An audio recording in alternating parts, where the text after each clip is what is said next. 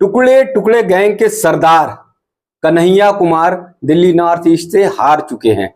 यानी बुरी तरह से कन्हैया कुमार परास्त हो चुके हैं, बुरी तरह से करारी हार उन्हें झेलनी पड़ी है दिल्ली नॉर्थ ईस्ट से। इसे साफ तौर पर पता चलता है कि कन्हैया कुमार की राजनीति का सूरज अस्त होने वाला है। वो सूरज जो कभी उगा था, जिससे कन्हैया कुमार को बहुत ज्यादा उम्मीद थी और कन्हैया कुमार ने ये ठान लिया था कि राजनीति में बहुत बड़ी दूरी तय करेंगे, लेकिन जिस तरह से कन्हैया कुमार का आचरण, जिस तरह से कन्हैया कुमार का व्यवहार, उसके कारण से कन्हैया कुमार को मात खानी पड़ी और ऐसी स्थिति बन गई है कि आने वाले दिनों में हो सकता है कि कन्हैया कुमार को कांग्रेस से भी निकाल दिया जाए। उसका मूल कारण यही है कि कन्हैया कुमार बदतमीजी से बोलते हैं, कन्हैया कुमार देश के सैनिकों का अपमान करते हैं, कन्हैया कुमार टुकड़े टुकड़े गैंग के सरदार हैं। ये सारी करतूतें जिस तरह से कन्हैया कुमार ने पहले की, ये सारा काम जिस तरह से कन्हैया कुमार ने पहले किया, वो सारा काम, वो सारी करतूतें चुनाव में बंटाधार करने का काम किया और इसीलिए कन्हैया कुमार दिल्ली नॉर्थ ईस्ट से चुनाव हार चुके हैं। अब आइए कन्हैया कुमार की स्थिति के बारे में जरा जानिए। दिल्ली नॉर्थ ईस्ट से मैदान में उतरे थे कन्हैया कुमार। इससे पहले कन्हैया कुमार बेगूसराय से अपने गृह जनपद से चुनाव मैदान में थे, लेकिन वहां से चुनाव हार गए। फिर उन्हें दिल्ली से मौका दिया गया, राहुल गांधी ने उन्हें दिल्ली बुलाया और दिल्ली नॉर्थ ईस्ट से मनोज तिवारी के खिलाफ उन्हें मैदान में उतार दिया गया।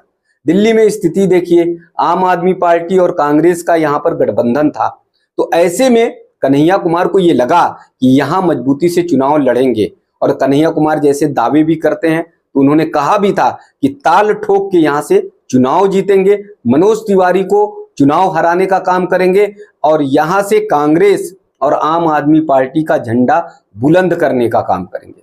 लेकिन कन्हैया कुमार की जैसी नीयत है, जैसे कन्हैया कुमार की कार्यप्रणाली है, उसी का दुष्परिणाम कन्हैया कुमार को भुगतना पड़ा। कन्हैया कुमार की नीयत कतई साफ नहीं है। वो जब डिबेट में बैठते हैं, जब मंचों पर बातचीत करते हैं, तो कब किसी बड़े नेता की बेइज्जती कर दें, उनके साथ बदतमीजी कर दें, उनके साथ गलत व्यवहार कर दें, गलत आचरण कर दें, ये एकदम निश्चित नहीं रहता। इसीलिए कन्हैया कुमार के साथ डिबेट में आने से बड़े नेता भी बचते हैं, क्योंकि वो कभी भी कुछ भी उल्टा सीधा बोल जाते हैं।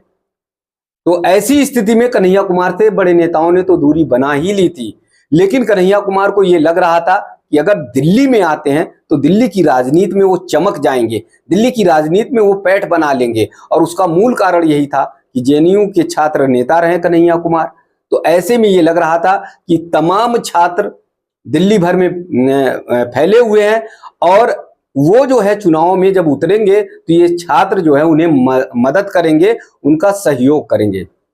तो कन्हैया कुमार को छात्रों ने मदद नहीं किया, छात्र उनके साथ नहीं आए। लेकिन कन्हैया कुमार को कांग्रेस ने भी मदद नहीं किया, जिसके वो प्रत्याशी थे। आम आदमी पार्टी जो उनकी सहयोगी थी, वो आम आदमी पार्टी ने भी सहयोग नहीं किया। उस पर आते हैं, कांग्रेस ने कैसे कन्हैया कुमार का सहयोग नहीं किया। जब कन्हैया कुमार पहली बैठक में पहुंचे तभी वहां पर मारपीट की स्थिति हो गई। यानी कांग्रेस की पहली बैठक में परिचय के लिए कन्हैया कुमार पहुंचे तो वहां पर मारपीट की स्थिति उत्पन्न हो गई थी। कांग्रेसी कार्यकर्ता आपस में भिड़ गए थे कन्हैया कुमार को लेकर। कन्हैया कुमार का जैसा स्वभाव था, वो कुर्सी पे बैठे हुए थे और तमाम कांग्रेस के दिग्गज नेता वो नीचे बैठे हुए थे। ऐसी स्थिति में पुराने कांग्रेसी नेताओं ने कन्हैया कुमार को ये टोका, कहा और सलीका सिखाने की बात की। तब कन्हैया कुमार को थोड़ा सा संकोच लगा था, तो कन्हैया कुमार कुर्सी छोड़ रहे थे। हालांकि उस बैठक में एकदम कॉलर पकड़ लिया गया था, खींचतान हुई थी और बुरी तरह से कन्हैया कुमार के साथ मारपीट हो गई थी। अब उसके बाद फिर कन्हैया कुमार रुकते नहीं है। कन्हैया कुमार ने किया क्या? कन्हैया कुमार वहां चुनाव नहीं लड़ रहे थे दिल्ली नॉर्थ ईस्ट से। कन्हैया कुमार ने क्या किया? कांग्रेस की जो जमीन थी उस जमीन को ही बर्बाद करने की कोशिश की। यानी ऐसी स्थिति उत्पन्न कर दी कन्हैया कुमार ने कि कांग्रेस के प्रदेश अध्यक्ष लवली सिंह ने इस्तीफा दे दिया पार्टी से, कांग्रेस को छोड़ दिया, वो भाजपा में शामिल हो गए। और लवली सिंह के छोड़ने के बाद से जो कांग्रेसी कार्यकर्ता थे, जो कांग्रेसी नेता थे, उन्होंने भी कन्हैया कुमार का साथ छोड़ दिया। उन्हें पता चल गया कि कन्हैया कुमार जब लवली सिंह के साथ तालमेल बिठा नहीं सकते हैं तो हम लोगों के साथ क्या बिठाएंगे। तो ऐसे में चुनाव के समय ही तमाम कांग्रेसी नेताओं ने, तमाम कांग्रेसी कार्यकर्ताओं ने कन्हैया कुमार को छोड़ दिया, यानी कन्हैया कुमार का साथ छोड़ दिया। वो कैंपेन में नहीं चाहते थे, चुनाव प्रचार में नहीं जाते थे और कन्हैया कुमार से उन्होंने पूरी तरह से दूरी बना ली। अब दूसरा, रही सही जो कसर थी वो आम आदमी पार्टी ने पूरी कर दी और उसमें सबसे बड़ा अगर किसी ने धोखा दिया तो आम आदमी पार्टी के राष्ट्रीय संयोजक दिल्ली के मुख्यमंत्री अरविंद केजरीवाल ने सबसे बड़ा धोखा देने का काम किया कन्हैया कुमार को। उनके मन में ये, दिमाग में ये बात आई कि कन्हैया कुमार तेज तर्रार नेता हैं, कन्हैया कुमार बेबाकी से बोलते हैं, तो ऐसी स्थिति में अगर कन्हैया कुमार दिल्ली से जीतते हैं तो फिर दिल्ली पे कब्जा जमाने की कोशिश करेंगे, दिल्ली में कांग्रेस को मजबूत करने की कोशिश करेंगे। तो इसलिए आम आदमी पार्टी के नेता अरविंद केजरीवाल जब जेल से रिहा होकर आए तो उन्होंने कन्हैया कुमार का साथ नहीं दिया।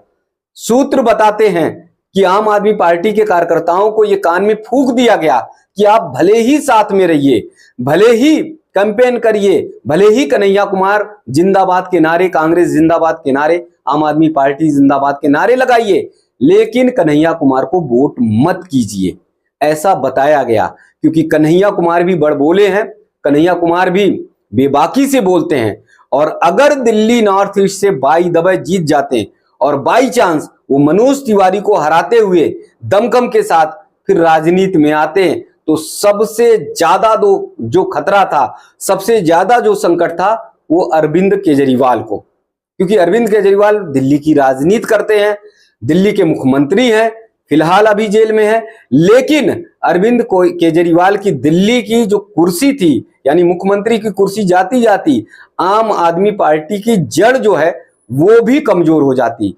कन्हैया कुमार ज्यों ही जीतते त्यों ही दिल्ली में बयानबाजी की श्रृंखला शुरू हो जाती, बयानबाजी करना शुरू कर देते और वो बयानबाजी ऐसे उल्टे सीधे बयान होते कि आम आदमी पार्टी के लिए ही मुसीबत बन जाती।